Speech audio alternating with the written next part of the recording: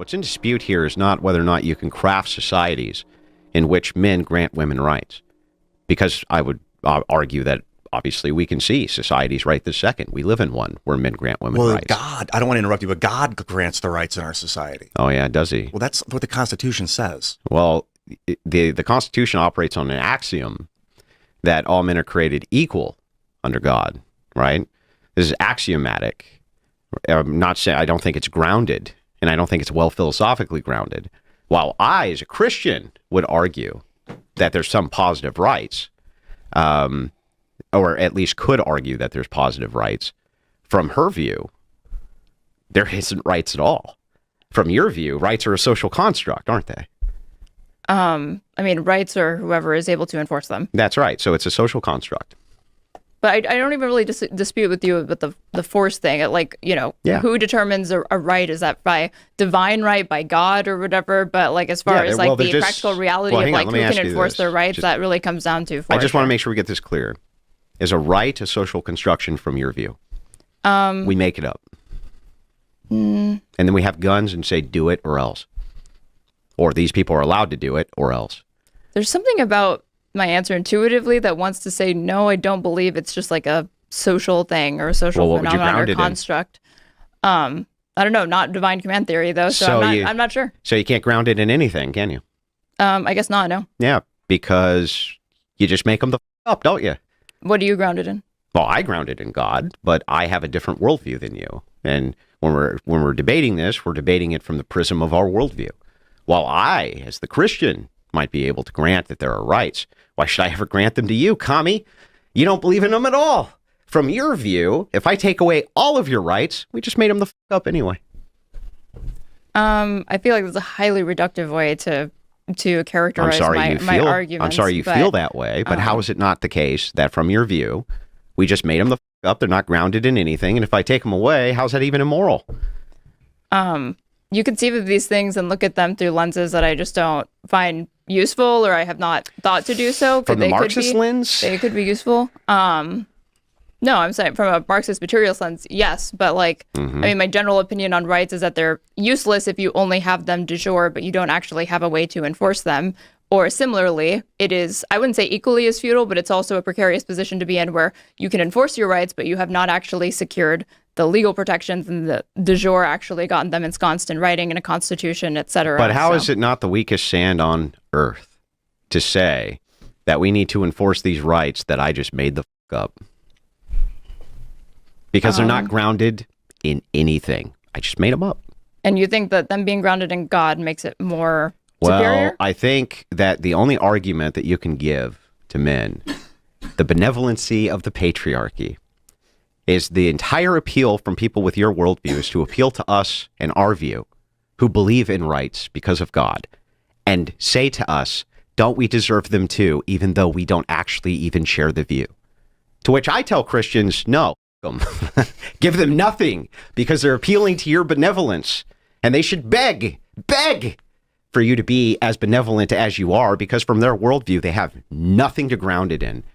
Like you said, you have nothing to ground it in. You just made them up.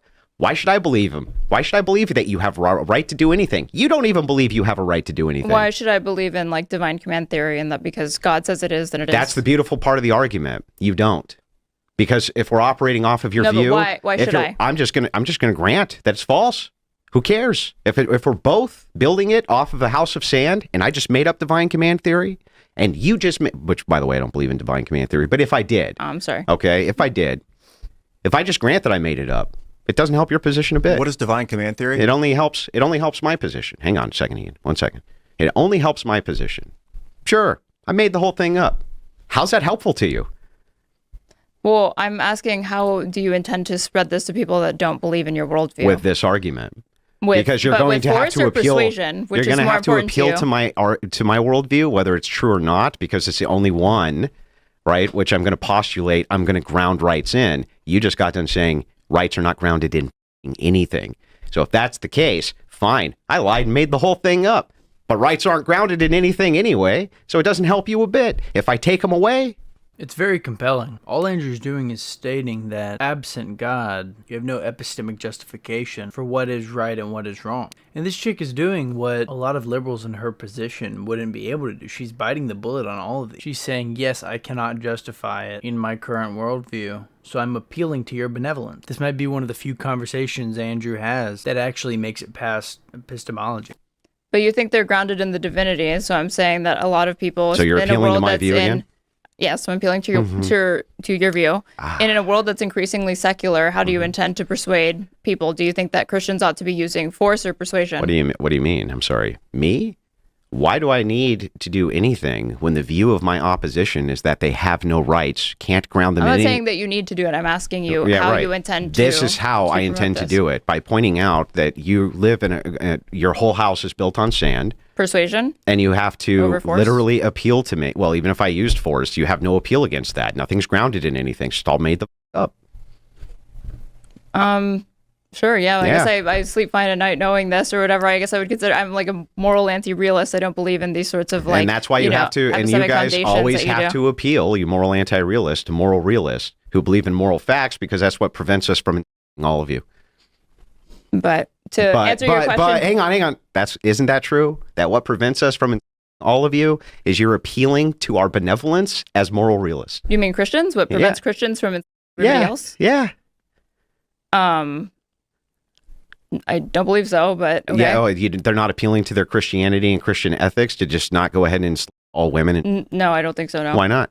Because I don't think that has necessarily been the basis for people arguing for equality or whatever. I don't think that you're presupposing that it's always been Never seen by virtue of like appealing to Christian benevolence, ethics, etc. Never seen any appeal that was not dogmatic and religious for why women have rights ever in all of human history. They always appeal to a God. They always appeal to a higher power. They always appeal to something external to them. You just got done saying it's not grounded in anything. You made it the up. If it's completely made up, it's not grounded in nothing, then you're appealing to Christians and Christian benevolence and their view. Even if it's not true, you're appealing to their view that they believe it's true, to not just stuff you in a cage. And if you said that's wrong and they asked you, why is it wrong? You'd have to say, I don't know. It's not grounded in anything. I just made it up.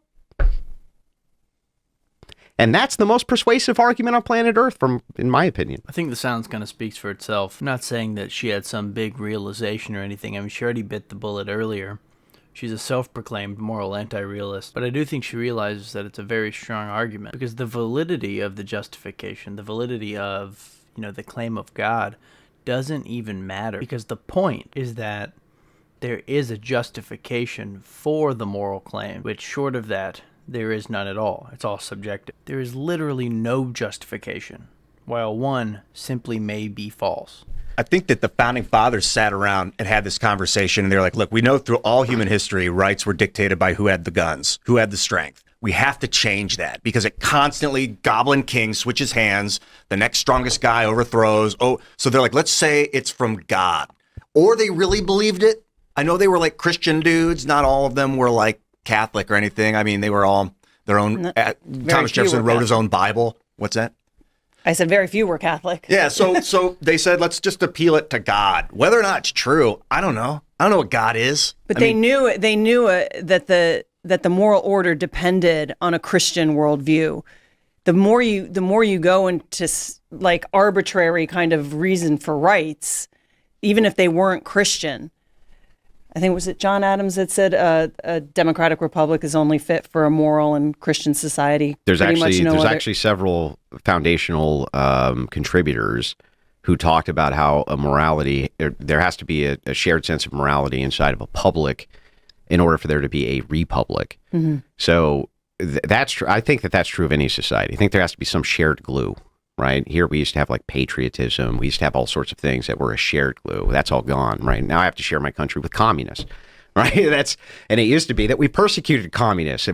That was so base. Can we get back to that? Can we get back to persecuting the communists? But the point is like this type of poison, in my opinion, is so invasive to the fabric of the United States that people who literally tell me they can't ground anything in nothing, know that they can't ground anything in nothing, that there's no such thing as moral facts, then tell me it's wrong if I stuff them in a... And it's like, what are you talking about? That's the stupidest that I've ever heard in my life, but that's my opposition. Yeah, this is what I was talking about earlier. You ask a liberal if certain cultures are better than others, and their response is always, well, no, of course not. Every culture is beautiful in its own right. But then when you ask them, what about cultures that enslave and murder people all the time? And it's like, well, no, that's obviously wrong. If everything's okay in its own right, you're just a relativist. Please justify how anything can be right or wrong from a relativist standpoint. Unfortunately. And so they appeal to the benevolence of those like me in order to prevent us from doing the thing that they don't want, that they don't even believe we shouldn't do because there are no moral facts. That's the state of the world that we're in. And Andrew is very magnanimous for not stuffing lowly communists like me in gulags and whatnot. Were you always? Yeah, did you well, I always mean, from consider your yourself feminist? view, how is that anything but benevolent? Why shouldn't I? As a moral anti-realist, why shouldn't I do that? What would make that immoral? Tell me, what would make it immoral as a moral anti-realist for me to stuff your in a gulag? What? It's a more consequentialist outlook that I think that based off the outcomes. Wait, and there's no moral facts, prioritizing, right? No, they're not real facts, no. But, So then there's nothing I'm really doing that's immoral, is there? No. No. Again, that's highly. No. I disagree with you. I'm saying in a gulag, is that immoral? No. it's it's immoral, but not under the same framework. I'm not using the same the moral realist framework to say that it's wrong. It's wrong for other reasons. Mm-hmm. Yeah. Do you believe in objective truth? No. No. Is that true? Subjective. Okay. So you don't believe in objective truth. Are you and like if I asked you like a math realist? hang on, and or I ask you if that's true, anti-realist, and or- you say no, that's not true either. So I can't believe anything you say, and you don't believe that there's any such thing as rights, but it's wrong for me to do something bad to you, even though there's no moral facts. Ingenious. This is your opposition, ladies and gentlemen. These are the communists who are taking over academia and teaching your kids. Amazing summary. Couldn't have said it better myself. This was a recent episode of Timcast. There was another lady on this panel who didn't say much. She was fun to listen to as well. I actually don't hate the communist girl. Now take this with a pinch of salt, but relatively speaking, she actually sounds pretty intelligent. And the only reason I'm going to give her any points at all is because she was at least consistent. Now, if you ask her, she probably doesn't believe in consistency. But I will give her that. She bites the bullet. She understands that she doesn't have an argument in certain places and will just bite that bullet. You see a lot of people kind of try to hold on for dear life when they're told that, they can't justify that murder is wrong. They have no basis for it at all. But she'll just bite that bullet. I got to give credit where credit is due. But thank you guys for watching. Make sure to like, comment, and subscribe. And I will see y'all in the next one. Peace.